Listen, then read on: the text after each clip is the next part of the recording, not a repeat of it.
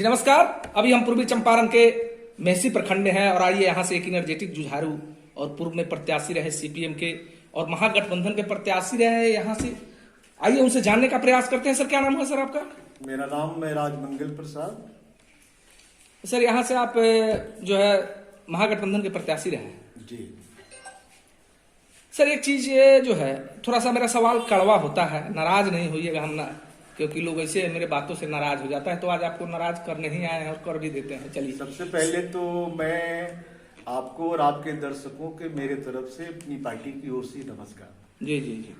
Sir एक चीज बताइए, आप सीपीएम के प्रत्याशी रहे, महागठबंधन में अलायंस रहे, लेकिन एक चीज हमको सर समझ में नहीं आता है कि सीपीएम जो है आपकी पार्टी जो है लगातार विलुप्त प्राय हो रही है। सर ऐसा क्यों? देखिए, ये किसी भी पार्टी को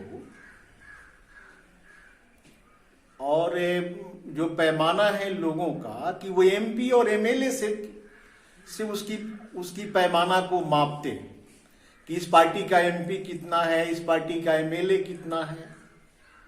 तो जहां तक आंदोलन का सवाल है, यहां तक कि दिल्ली में जो किसान आंदोलन जी जी, वो आंदोलन बल्कि हिंदुस्तान को नहीं बल्कि दुनिया को दिशा दिया है। और हमारा जो पैमाना है वो संघर्ष का पैमाना है, और हम संघर्ष से अपने संगठन को हम मापते हैं। और हमने लगातार बिहार के अंदर, इस क्षेत्र के अंदर, मैं जब सीपीआईएम में हमारी भागीदारी हुई, मैं उसका मेंबर बना, तब से इन क्षेत्रों में, चाहे वो पुल का सवाल हो या वो राजेपुर का प्रखंड बनाने का सवाल हो, चकिया शुगर फैक्ट्री सर यहाँ पर हम थोड़ा सा स्थापित करने जी का जी, मैं आपको रोकूंगा। यहाँ पर ये सब बातें हुई, सबसे बड़ी जो बात है, हम लोग तो थोड़ा सा इस राजनीति पार्टी के बारे में बता रहे थे, इसे थोड़ा सा आप अलग हट के बात कर लेते हैं कि जहां आप हैं मेहसी, आप लगातार 3 बार से चुनाव भी लड़ रहे हैं और इस बार दूसरे नंबर पर भी थे, लगातार आपका ग्राफ बढ़ते गया है, इसमें कहीं से कोई शक नहीं है। मैं बात दावा के साथ बोल सकता हूं कि जब वोट देता नहीं है तो वोट आता कहां से? कहीं ना कहीं कोई देता है, जनता देता है। निश्चित रूप से लोगों का रुझान आपके प्रति बढ़ा है ये विगत जो 3 टर्म के चुनाव में। लेकिन सर है, ऐसा नहीं है कोई बहुत ज्यादा डेवलपमेंट हो पाया है। इसको लेकर के आपने कौन कौन सा ऐसा कदम उठाया जो डायरेक्ट आम जनता को टच किया? देखिए, आंदोलन कुछ है, तत्कालीन संघर्ष होते हैं, तत्कालीन मुद्दे होते हैं। जिस तरह से इन्होंने इस इलाके में खास करके ये मेहसी जो है, ये कृषि पर आधारित जो है ये प्रखंड है।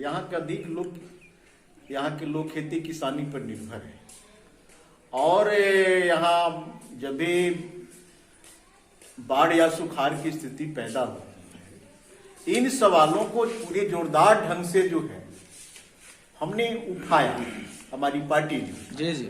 और इसमें सफलता भी हासिल हुई है, क्योंकि मैं समझता हूं कि हमारी स्पष्ट समझ है कि पूंजीवादी व्यवस्था में जनता का अस्थायी समस्याओं का अस्थायी समाधान का कोई जगह नहीं है पूंजीवादी व्यवस्था में। लेकिन जब संघर्ष होते हैं तो आंशिक जीत भी मिली है, और जीत का नतीजा है। ठीक है, आपको मैं फिर यहां रोक रहा हूं।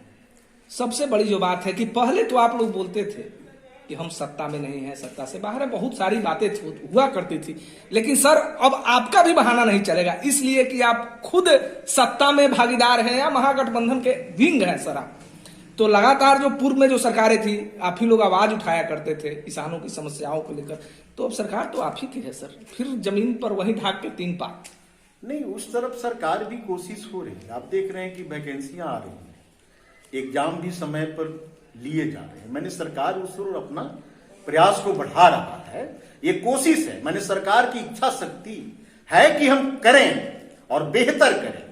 और चूंकि मैं सरकार का पार्टनर हूं, तो पार्टनर होने का मतलब नहीं सही चीजों को हमारे जो विधायक दल के नेता हैं सही, जैसे कि ये खास कर के ये गरीबों को जो कहीं कहीं उजारा गया है, इस सवाल पर हमारी सरकार से सवाल पर भी थोड़ा सा ये है कि भाई आप उसका उजारो लेकिन उसका पुनर्वास की व्यवस्था करो। सर एक मिनट, पूर्व का मैं आपको थोड़ा दिन पीछे ले चलता हूं कि आपके महागठबंधन के जो नेता हैं तेजस्वी यादव जी, लगातार आप मंचों से सुने होइएगा कि जब भी किसी क्षेत्र में जाते थे तो उनका स्टेटमेंट आता था कि याद करिएगा, आपको मैं याद दिला रहा हूं कि पढ़ाई, कमाई, दवाई, सिंचाई, लगातार उनकी ये बातें होती रहती थी सर, और आप कहीं ना कहीं उसमें शागिर्द हैं। सर क्या अचीवमेंट हुआ है इतने दिनों में, जरा हमको बता दें।